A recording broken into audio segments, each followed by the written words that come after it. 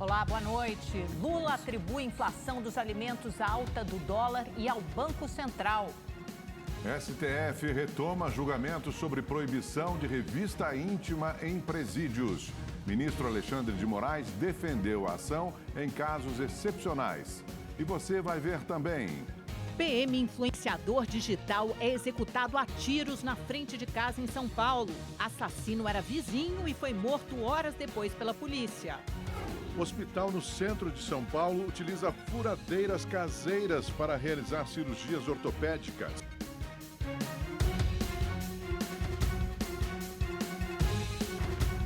Uma equipe médica do Hospital Nossa Senhora do Pari, no centro de São Paulo, foi flagrada em vídeo usando furadeiras de construção em cirurgias ortopédicas. É isso mesmo, o equipamento, claro, é proibido pela Anvisa. O repórter David Diogo está ao vivo, tem mais informações sobre o caso.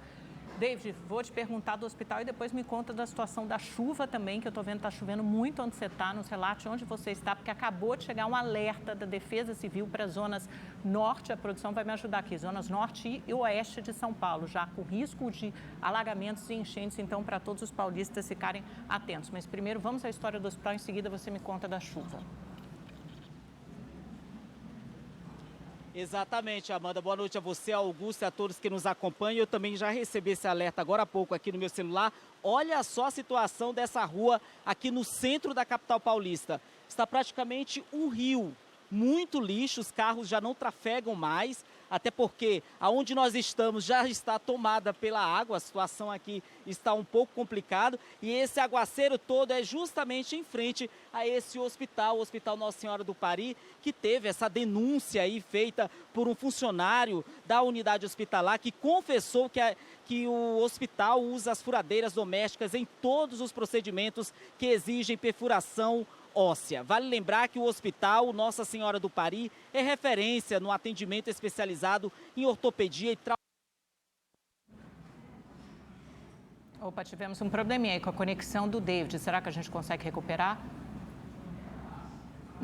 Não, sem o áudio. Bom, não é de se espantar, né, gente? Com essa chuva torrencial já caindo nessa região onde o David está, no centro de São Paulo. Lembrando novamente que acabou de chegar o alerta da Defesa Civil, que toca automaticamente em todos os celulares. Mesmo que o seu celular esteja no silencioso, soa esse alarme, soa esse sinal para avisar sobre o risco de alagamentos, de enchentes em algumas regiões de São Paulo, notadamente nas zonas norte e oeste. Então, se você estiver nessas regiões ou estiver em deslocamento, fique muito atento.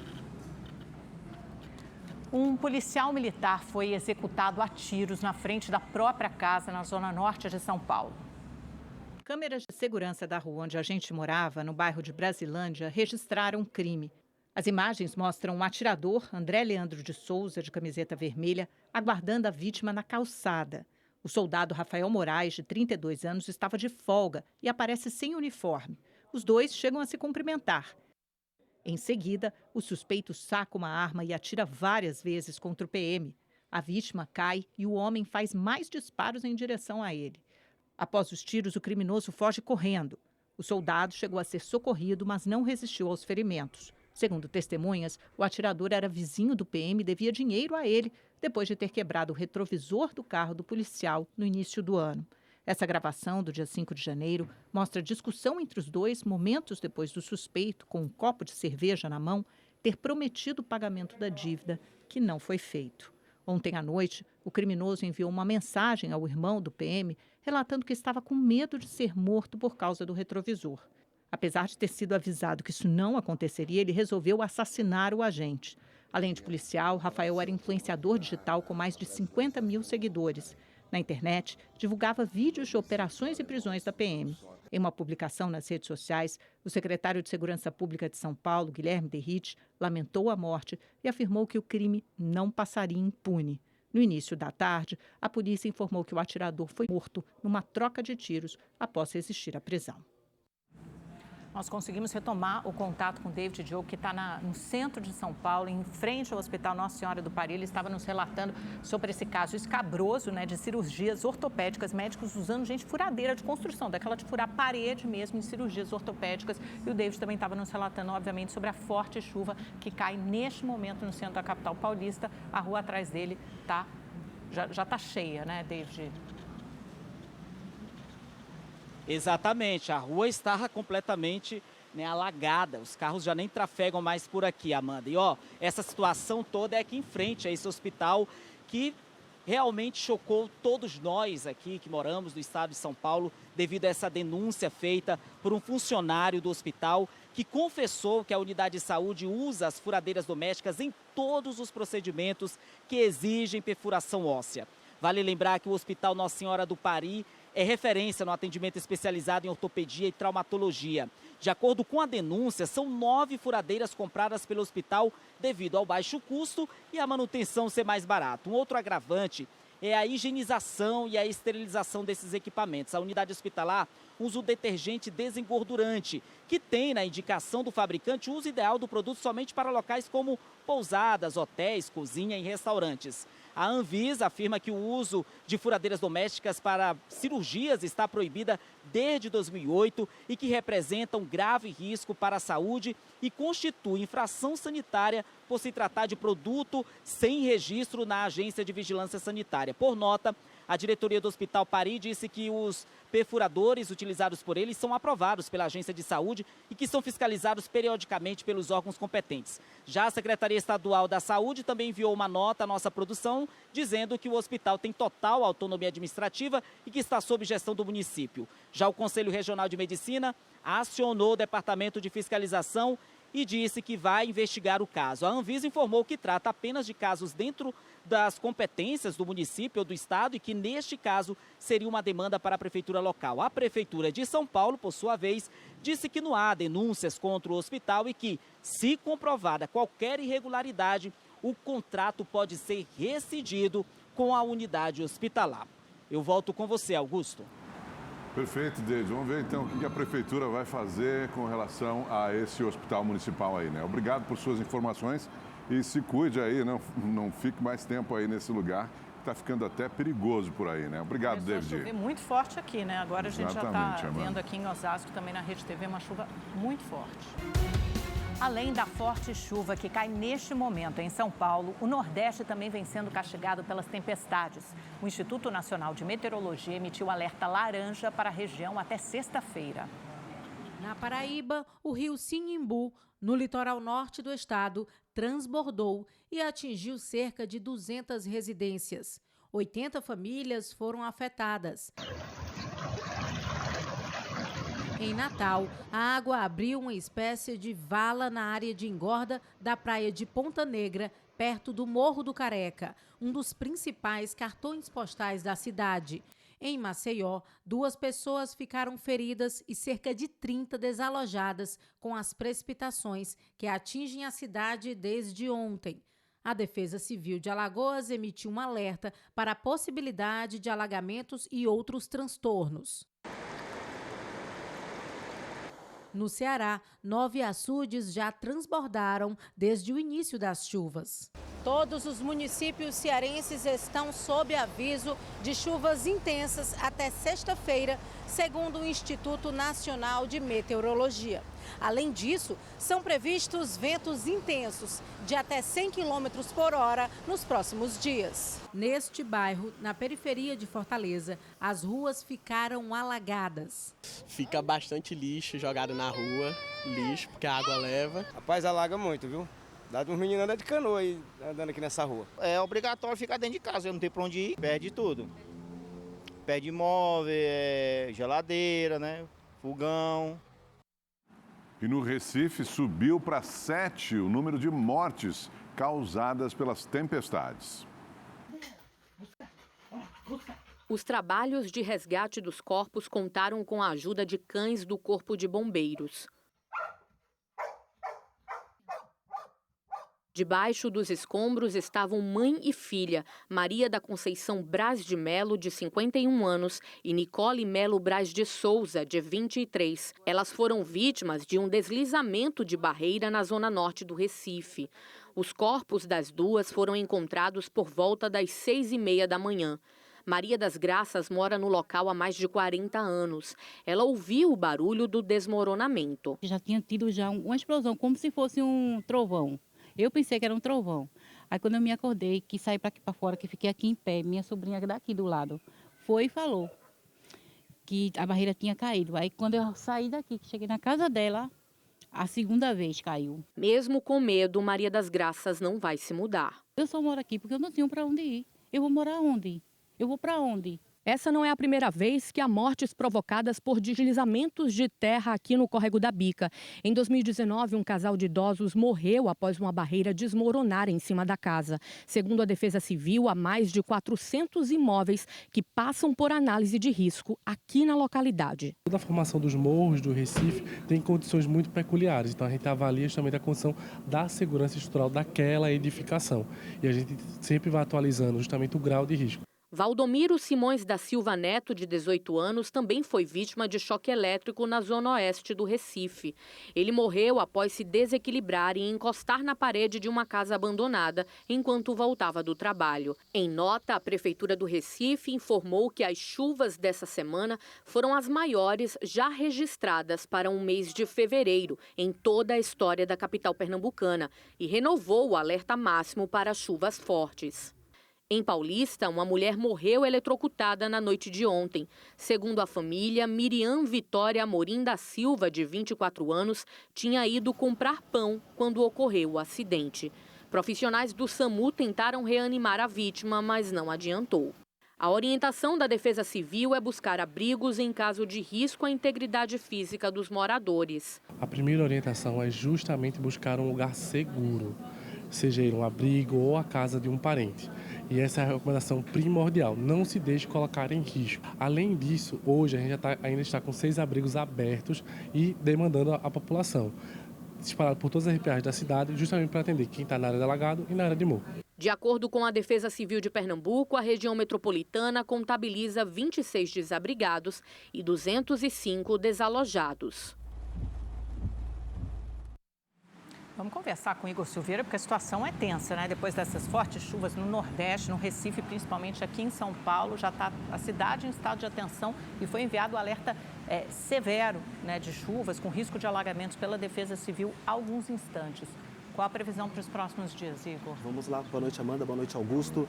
Boa noite para você que está em casa. Pois é, choveu bastante hoje, amanhã não vai ser diferente. Essa chuvarada continua, principalmente no Nordeste, em pontos do Maranhão e o Ceará, onde a chuva é mais forte e volumosa nesta sexta-feira. O sol só aparece no interior da Bahia amanhã. Agora também tem previsão de chuva em pontos da região norte e do centro-oeste. No Rio de Janeiro, o tempo segue quente, abafado por lá, com os termômetros marcando 38 graus e não deve chover. E em Belo Horizonte chove no sul de Minas, mas as temperaturas podem alcançar os 31 graus de máxima. Em Vitória, no Espírito Santo, 33 graus amanhã. Como você comentou, Amanda, a Defesa Civil emitiu um alerta para chuva severa em grande parte da Zona Leste de São Paulo e agora em outras regiões. Essas imagens são da Zona Leste, onde nos primeiros minutos de chuva teve queda de granizo. A chuva está forte, viu? Agora à noite começou outra chuvarada aqui em São Paulo, em Osasco, e já temos pontos de alagamentos também. Por causa desse calorão, também tem previsão de chuva amanhã, máxima chegando na casa dos 32 graus e com 19 milímetros de chuva esperados. 30 graus no sábado, 31 graus no domingo e 30 graus na segunda-feira.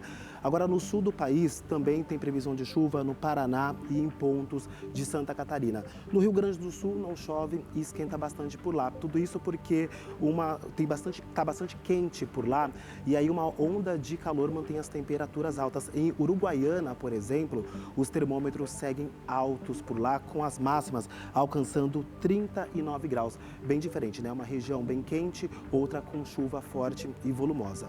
Boa noite para todo mundo. Amanda, Augusto. Contraste, né? O calorão lá no sul. Obrigado, Igor. Boa noite para você.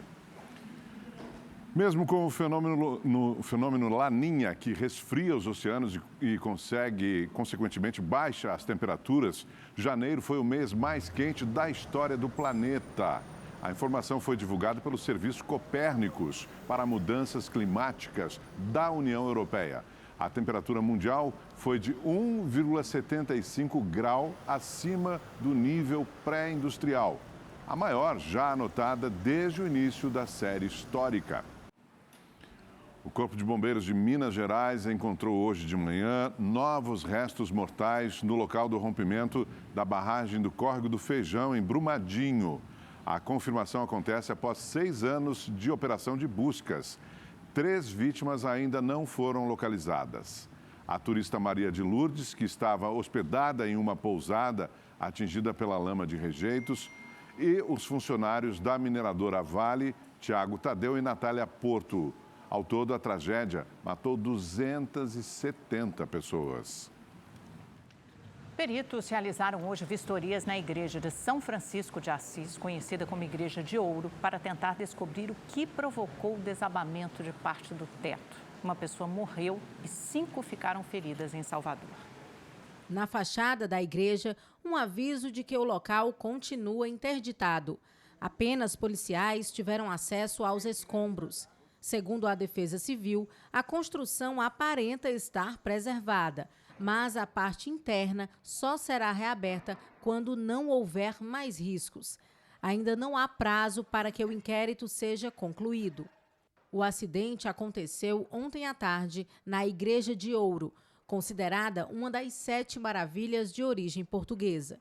Uma turista de São Paulo, identificada como Júlia Pancioni Rigueto, de 26 anos, morreu. Os familiares da jovem chegaram hoje a Salvador para o reconhecimento e liberação do corpo. Depois de 2 meses sem viajar por causa da cirurgia que foi submetido na cabeça, o presidente Lula retomou a agenda fora de Brasília. Hoje ele foi ao Rio de Janeiro, onde participou da cerimônia de reabertura do setor de emergência do Hospital Federal de Bom Sucesso. A unidade, que fica na zona norte da capital fluminense, tem capacidade para atender 700 pessoas por mês, todas pelo Sistema Único de Saúde.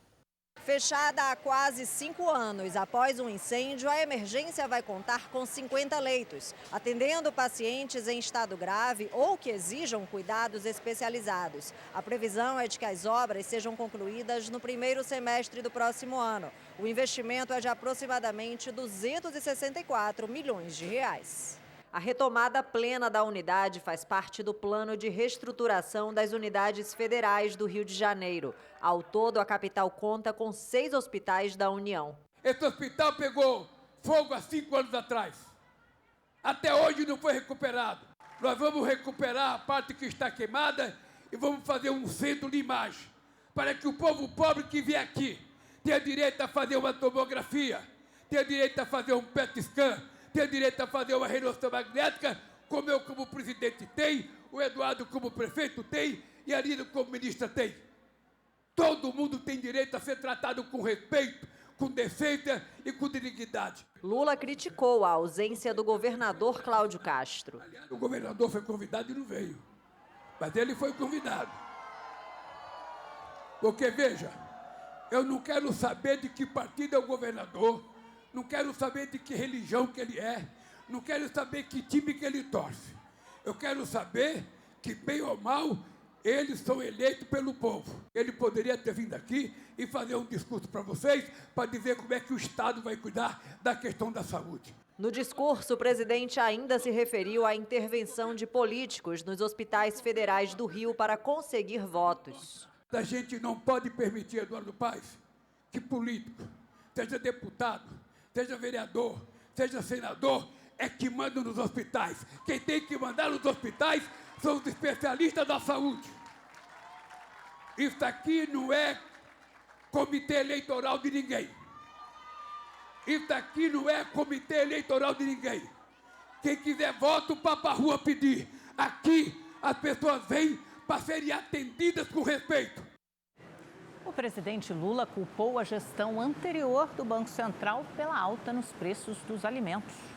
Segundo o presidente, 3 motivos levaram ao aumento do preço dos alimentos: a alta do dólar, o aumento das exportações e a política monetária do Banco Central, que não baixou os juros quando deveria, se referindo à gestão de Roberto Campos Neto. Nós tivemos um aumento do dólar porque a gente teve um Banco Central totalmente irresponsável, que deixou uma arapuca que a gente não pode desmontar de uma hora para outra. Eu disse outro dia que a gente não pode dar um cavalo de pau num navio do tamanho do Brasil. Segundo a última ata do Comitê de Política Monetária do Banco Central, há uma tendência de que os preços continuem altos, o que pode impedir a redução dos juros. Os alimentos que registraram as maiores altas foram o café e a carne bovina. Semana que vem vou ter uma reunião com os produtores de carne nesse país, vou ter com os produtores de arroz, ou seja, vou ter com todo o segmento para saber como é que a gente faz para fazer com que os preços sejam compatíveis com a necessidade de compra do povo brasileiro. O presidente fez um apelo à população para que deixe de comprar os produtos mais caros e escolha os similares com preços mais baixos. Se todo mundo tiver essa consciência e não comprar aquilo que ele acha que está caro, quem está vendendo vai ter que baixar para vender, porque senão vai estragar. E a disparada do preço do café fez o produto atingir a maior cotação em 28 anos. O grande período de estiagem comprometeu a safra do ano passado. Neste supermercado de Belo Horizonte, o pacote de meio quilo de café das marcas mais populares é vendido a quase R$30. Eu lembro que tem pouco tempo eu comprava um pacote de 500 gramas, R$17, está o dobro. Quando o café é especial, o valor é quase 4 vezes maior. 250 gramas custam R$ 52, mais de R$200 o quilo. Café é ouro, né? Tá virando ouro, né? Nos primeiros 6 meses do ano passado, o café subiu pouco mais de 3%, de acordo com o IBGE. A disparada dos preços ocorreu no segundo semestre, mais de 30%. Com isso, a alta registrada em 2024 foi de 39,6%. Em janeiro, o preço da saca de 60 quilos do café arábica, o tipo mais produzido no Brasil, atingiu a maior cotação em 28 anos, mais de R$ 2.500. A valorização em relação aos 12 meses anteriores chegou a 145%. Reflexo principalmente da chamada quebra de safra, que acontece quando a produção é menor que a esperada. O clima foi o que mais influenciou em 2024. A questão de uma estiagem muito extensa, um clima mais denso, então muito calor em determinadas épocas do ano e em determinadas regiões aqui do Brasil também a questão da geada. O aumento do consumo de café no mercado internacional e a alta do dólar frente ao real também pesaram. Os produtores brasileiros passaram a exportar mais, reduzindo a oferta no país. Em Minas Gerais, maior produtor nacional, a valorização do café contribuiu para um nível recorde de exportações do agronegócio. Quase R$10 bilhões em 2024. 46% desse valor veio da venda de café para a China, Estados Unidos e Alemanha, entre outros destinos. Nessa cafeteria de BH, o café expresso teve 2 aumentos em pouco mais de 6 meses. A xícara pequena passou de R$ 7,90 para R$ 9,50. A gente comprava café na base de R$ 60 o quilo, hoje a gente já está comprando na faixa de R$ 110 o quilo. E a gente tem um consumo mensal aí de 50 a 60 quilos mês nessa loja, por exemplo. Então isso está impactando no nosso custo em torno de R$ 2.000 a R$ 2.500 por mês. E a projeção para 2025 é de novos aumentos. De acordo com a Companhia Nacional de Abastecimento, a produção de café no Brasil deve ser 4,4% menor em relação a 2024. Mesmo assim, o consumo dificilmente diminui. Como é que faz, né? A gente paga. Mesmo que mais caro, a gente dá um jeitinho, porque sem café não dá para ficar. Uma norma do Ministério do Trabalho estabelece que, a partir de maio, as empresas terão a obrigação de identificar e buscar soluções para os chamados riscos psicossociais em ambientes organizacionais. O trabalho era tão desgastante que levou Carla ao estresse extremo e a um esgotamento físico. Ela deixou o emprego formal, mas os problemas continuaram. Já chegou também um momento em que eu estava muito sensível, depois que eu pedi demissão do meu trabalho, que eu ouvi de longe o aplicativo de mensagem instantânea no computador do meu marido e eu comecei a chorar. Em algumas atividades, é muito maior o afastamento por doenças psicológicas do que por doenças físicas. Então, de que adianta empresas de escritórios que o risco é muito baixo, quase nulo, para doenças físicas, focar exclusivamente para esse tipo de doença. Sendo que, para esse perfil de empresa, o foco deve ser na saúde mental. Há 2 anos e meio, a Jéssica foi diagnosticada com um quadro de ansiedade e precisou de ajuda.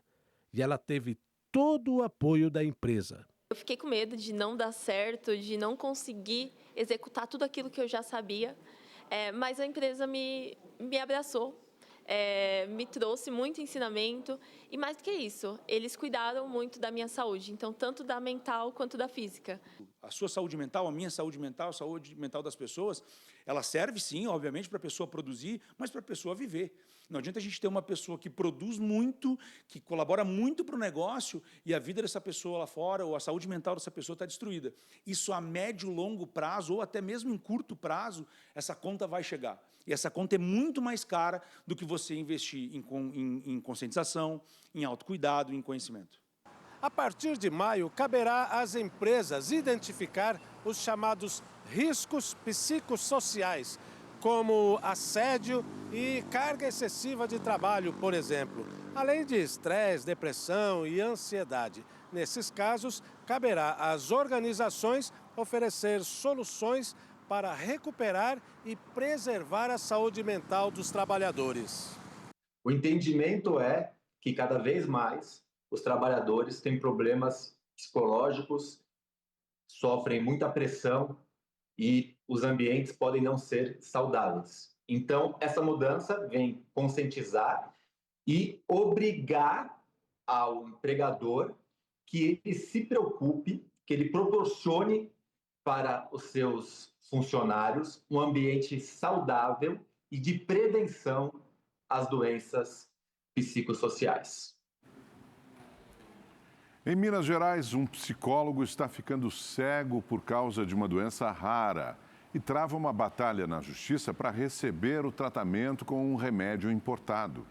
Uma angústia que só aumenta a cada dia. O Lucas tem 24 anos e foi diagnosticado ainda na infância com uma doença rara nos olhos. Nos últimos anos, os sintomas ficaram mais intensos e ele está perdendo a visão. É uma doença degenerativa, hereditária e genética. A gente vai perdendo a capacidade de ter a luz captada. Nos últimos anos, eu tenho perdido a minha autonomia, eu tenho perdido a capacidade de enxergar. A busca por um tratamento inovador começou em 2021.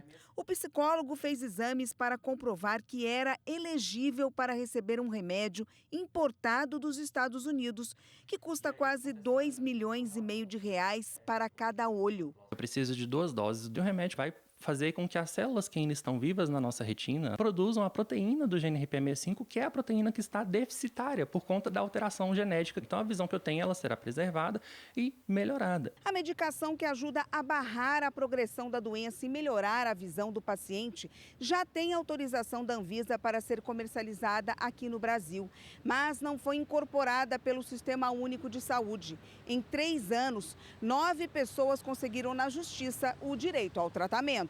A batalha de Lucas na justiça se arrasta desde 2022. Em outubro do ano passado, o Supremo Tribunal Federal estabeleceu alguns requisitos para acesso a medicamentos raros. O primeiro é que o paciente não tenha condições financeiras para pagar. O segundo é que seja o único remédio disponível. Eu fiz os exames genéticos, eu tenho exames de campo visual que mostram exames realizados em 2015, 21 e 23 que mostram a minha visão indo embora. Para a Advocacia Geral da União, o caso dele não atende todas as exigências. Agora o processo está no Supremo, à espera de uma decisão do ministro Flávio Dino, sorteado como relator. A verba já está liberada e faça valer a justiça, porque outras 9 pessoas, eu imploro, outras 9 pessoas já foram operadas e eu tenho a igualdade de direito assegurada pela Constituição. E o Supremo Tribunal Federal retomou o julgamento sobre a revista íntima em presídios. Quem acompanhou e traz mais informações ao vivo é o repórter Marcos Amoroso, direto de Brasília. Oi, Amoroso, boa noite para você. Como é que foi o julgamento?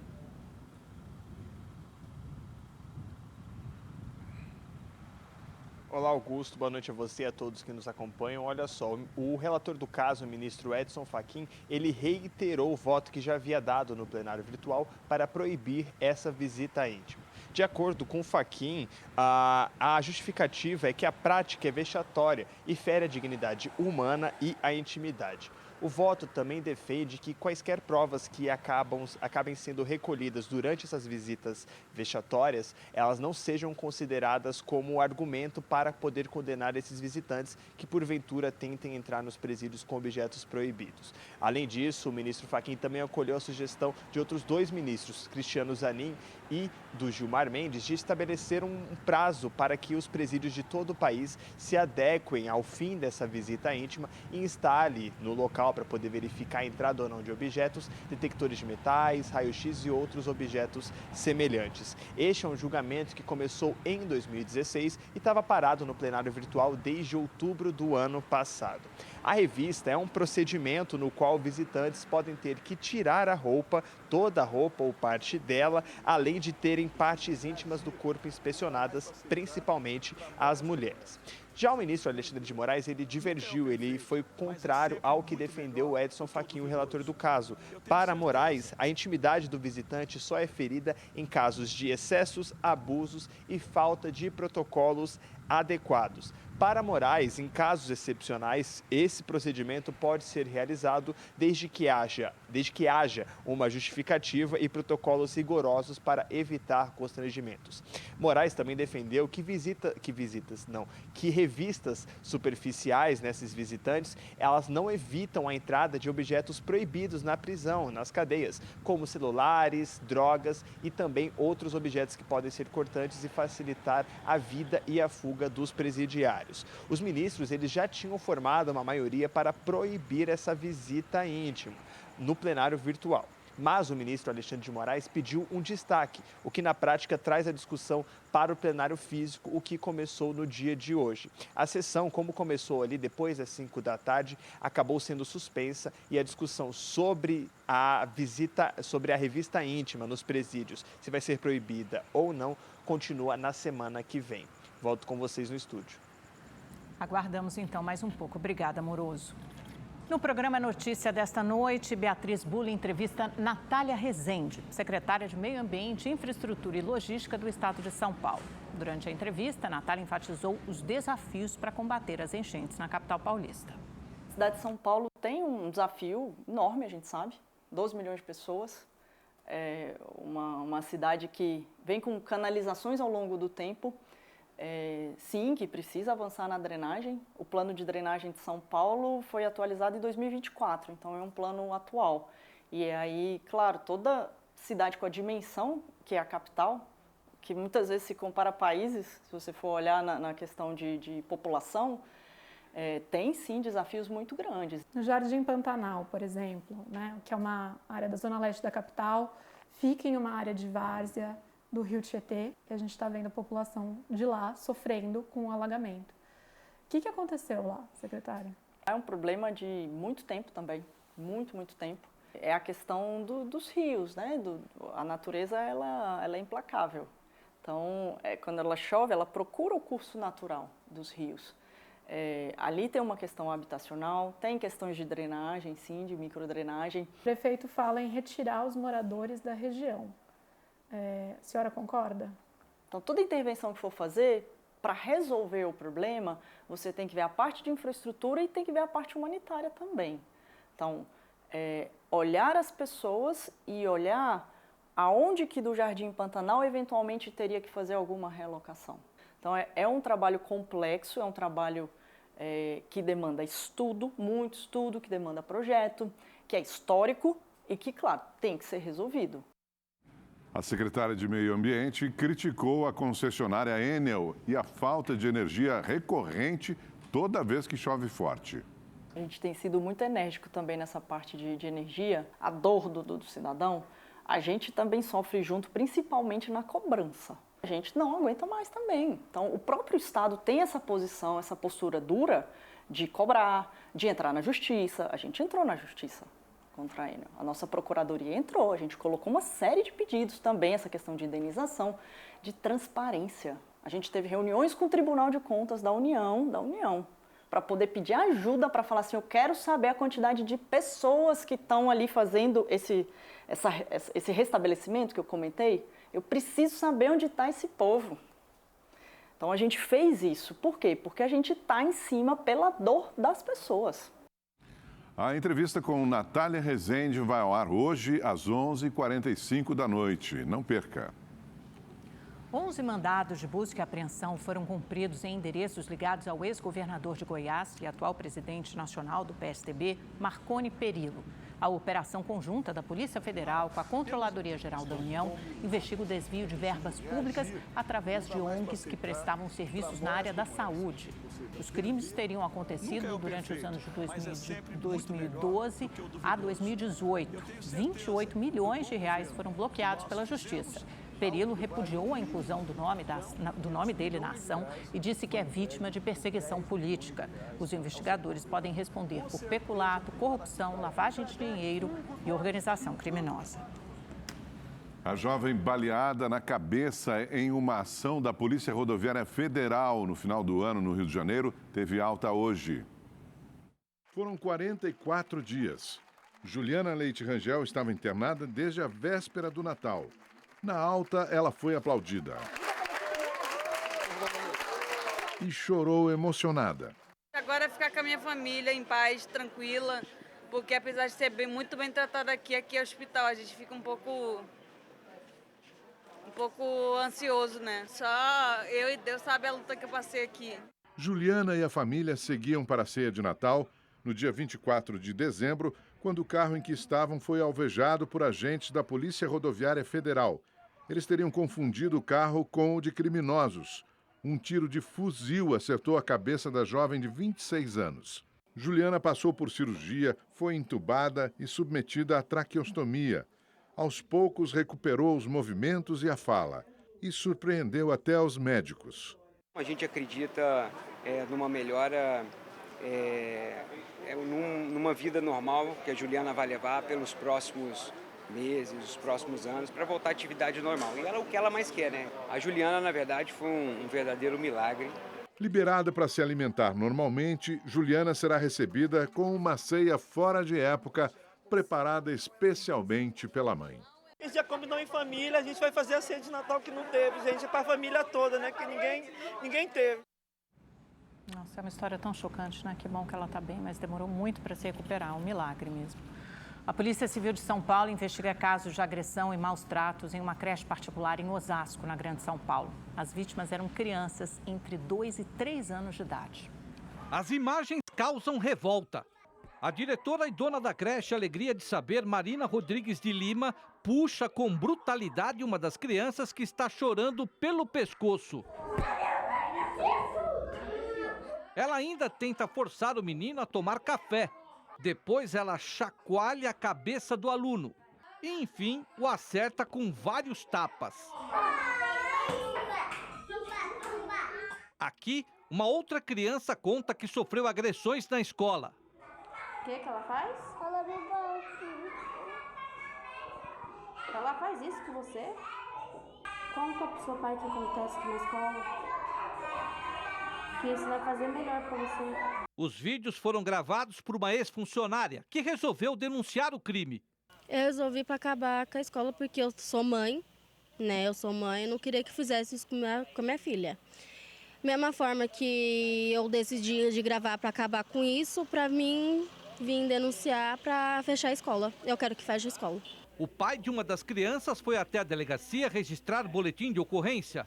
Ele tirou o filho da escola e disse que notou uma mudança no comportamento da criança. De uma semana para cá, ele não se queixou assim, ele só estava um pouco mais sensível. Você via que, às vezes, qualquer coisa que a gente falava um pouquinho assim, mais para ele, chamando atenção para fazer alguma coisa, ele ficava meio choroso. A gente acredita que seja, não dá para confirmar que a gente não tem prova, né?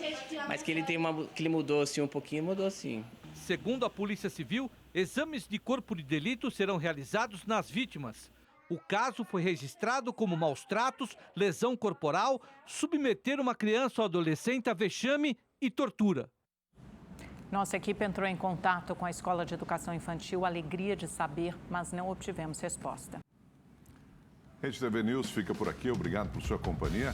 Nesta quinta-feira, uma ótima noite para você. Quase sexta, Augusto. Está chegando, mas a gente está de plantão no sábado. Esperamos você amanhã. Uma ótima noite. Até lá.